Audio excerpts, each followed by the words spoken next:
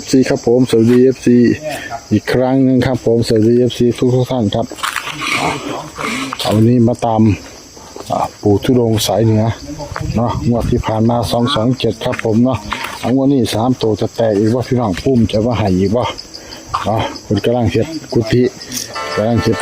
ใหม่ครับพี่น้องเนาะเพื่อได้โชคได้หมานได้พี่น้องเด้อทำเองเนาะพอได้อยู่พี่น้องเป็นจังใดก็ก็ติดตามกันสำหรับแนวทางโค้งสุดท้ายปู่สายเหนือครับเติมบ่อให้จังใดนะครับเนาะปูเพิ่นพาไปมั่งห้องน้ำสันนี้ของนายของล่างแกมากเกือบตาย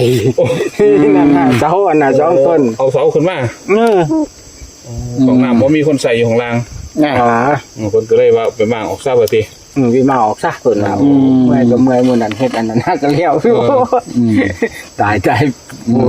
เบรกงานแล้วบาดนี้ได้บาดนี้โอ้ยดันขึ้นมาไปเอาขึ้นแรกนี่นอนย่ำแรงฝันว่าลงไปให้ใส่ย่ำแรงมาฝันว่าเทนบ่หรือเป็นผ่านี่ที่แรกว่าคุ้มผ่าแล้วว่าสิไปกราบเพิ่นครับเพิ่น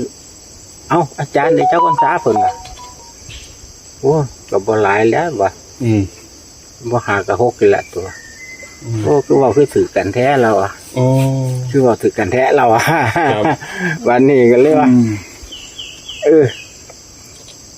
แล้วก็สั่นผมสิกราบเพิ่นว่ากราบแล้วบ่ท่านตื่นขึ้นแล้วเพิ่นเอาผ้าเหลืองน่ะมามัดมันหัวเพิ่นว่าเอานี่ไปไว้ถ้ากันผีเด้อเพิ่นว่าโอ้เพิ่นเอาของขังให้แม่นผ้าเหลืองเด้มาเอาไปมัดหัวเพิ่นว่าเพิ่นเห็นเฮ็ดห้องน้ำเพิ่นเลยถามเพิ่นภูมิเพิ่นเลยมาถามแล้วไปเอาแก่เช้าแหละมายามแรงฝันเลยโอ้แกฝันขึ้นมาฝันเลยขึ้นวันนี่ไปมื้อเช้านี่ไปแก้อีกมาต้นนึงเนาะขึ้นแรกก็ฝันขึ้นที่2ฝันแต่ว่าบ่เว้าความฝันเนาะมันเลอะเทอะแต่ว่าดับอันจุ่มหนีเจ้าก่อนจังสิบ่ให้ฟังความฝันนี่เว้าบ่ได้แต่ว่าพูดบอกได้แต่ตัวเลขแปลเป็นตัวเลขมากติแปลตัวเลขมาบอกเลยเนาะแต่อันนั้นฝันได้อยู่เลยตัวแรกกันนะเอาขึ้นมาตัวแรกกันนะได้อยู่ฝันออกได้อยู่บ่สกปรกปานใดครับโอ้ถามเลยว่าได้จักพรรษาว่าติปู่แม่นภูมิถามเลยมันเพิ่นก็เป็นพระเพิ่นพระคือกันบ่แม่นเป็นพระบัดนี้ถามไปถามมาว่าเป็นเถรถักเฒ่าเลยดิเถรเขาคนอ้วนคนใหญ่มีขนแขนผอมคนขาวอ้วนแบบเจ้าเนี่ยแต่ว่าคนขาวคนใหญ่รูปร่างใหญ่ครับคนมีห่อขนแขนน่ะโอ้มาเกงขามไปแล้วถามที่แรกว่าสิคุ้มผ่ากราบเพิ่นถามไปถามมาว่าเป็นเถรเพิ่นเลยหรือมากราบว่ะมากราบแล้วเพิ่นแล้วเอาผ่านเหลืองไห้เท่านั้นแหละเหลืองมาให้มัดหัวมันหัวเอากันผีติเอาไว้กันผีเพิ่นว่ามาขึ้นมาเจ้าหาบ่เห็นแต่ป่าสะบงเจ้าของนี่บ่ว่าซั่นเนาะว่าเพิ่นเจ้าของมัดให้เลยฝันแล้วเตี้ยคนเห็นในท้องน้ำเพราะคนอยากเอาผ้ามาทั่วให้ก็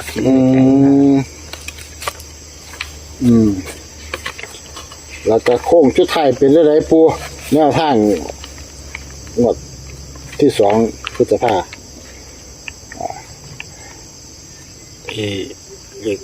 มันมีเพิ่มเติมบ่หรือว่าจังไดครับหมดตัวเก่ากันเพิ่มเติมก็มีแต่90แหละ90เลขล่างเด้มันเพิ่มเติมจะเลขล่างเท่านั้นแหละตัวอันนั้นตัวนั้นก็ยังคือเก่าซุ่มบนยังคือเก่าวัดยังคือเก่าวัด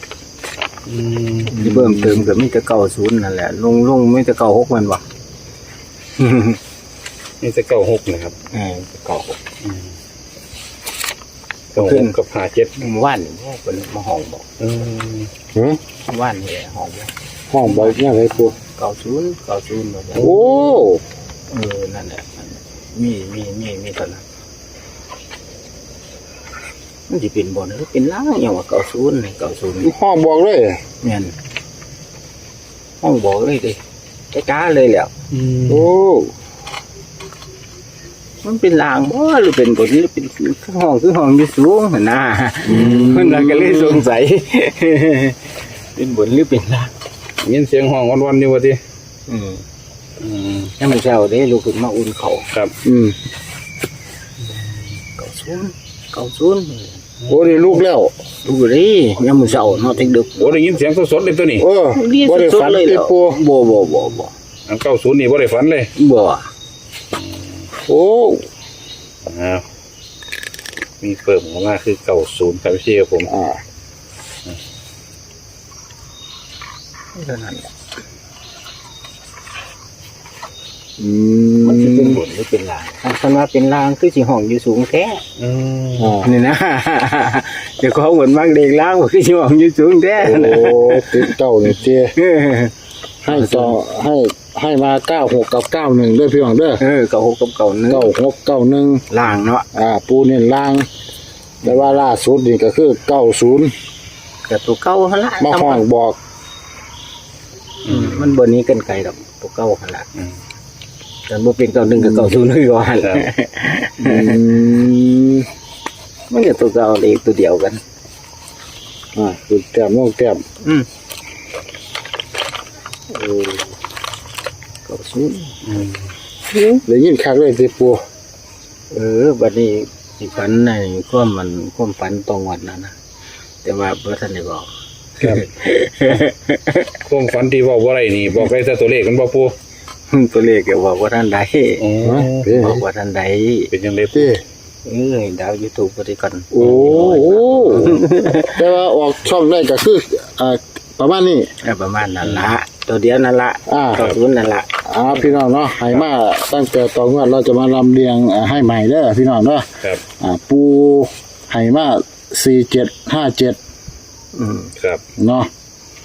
วงกลม47วงกลมให้47พี่น้องแล้วก็ล่างให้9691ล่าสุด90 ครับ วงกลมเลยว งกลม90วงกลมก็ศูนย์วงกลมก็ แต่ว่าส่วน6ตัว 6ตัวใส่ 6ตัว812621อันนี้ ลอตเตอรี่ไว้เลย ตัวด้วยเหรอโอ้ลอตเตอรี่โอ้อยู่ใส่ระบาดนี่พี่น้องเด้อ ว่ามันดีรางวัลที่1 6ตัวมีตัวใดนะท่าน 812 พี่น้องฟังเอาเด้อ 621 โอ้ นี่ตัวนั้นตัว เป็นเลข6ตัว โอ้ที่ว่าลอตเตอรี่ แต่ว่าฝันดีเนาะ ซื้อลอตเตอรี่มาแล้วอันนี้ ฝันดี 812นี่ ฝันดีอยู่ 1 2 6 2